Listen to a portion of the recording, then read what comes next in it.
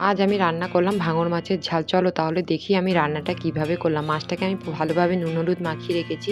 এরপর কড়াইতে সর্ষের তেল দিয়ে মাছগুলোকে লাল লাল করে ভেজে তুলে নিচ্ছি। এরপর একটা বাটির মধ্যে আমি নিয়ে নিচ্ছি ২ চামচ কালো সর্ষে, ২ চামচ সাদা সর্ষে আর ৫ টা কাঁচা লঙ্কা দিয়ে ভালোভাবে বেটে নিচ্ছি।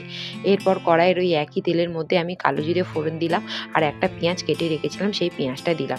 পেঁয়াজটা একটু ভাজা হয়ে যাওয়ার পর একটা টমেটোকে দিয়ে দিলাম। টমেটোটা একটু নরম হয়ে যাওয়ার পর দিয়ে দিলাম নুন, হলুদ আর গুঁড়ো লঙ্কা আর কাঁচা লঙ্কা আর সর্ষের পেস্টটা দিয়ে দিলাম। দিয়ে মশলাটাকে আমি ভালোভাবে কষিয়ে নেব। আমার এখানে মশলাটা ভালোভাবে দেখো কষানো হয়ে গেছে। এরপর আমি এখানে পরিমাণ মতন জল দিয়ে দিচ্ছি। জল দিয়ে ভালোভাবে একটু নাড়াচাড়া করে দিলাম। এরপর ভালোভাবে ফুটে উঠলে ভেজে রাখা মাছগুলো দিয়ে আর ওপর থেকে ধনেপাতা ছড়িয়ে কিছুক্ষণ ফুটিয়ে নামিয়ে নিলেই কিন্তু রেডি হয়ে যাবে আমাদের সর্ষে দিয়ে ভাঙর মাছের ঝাল।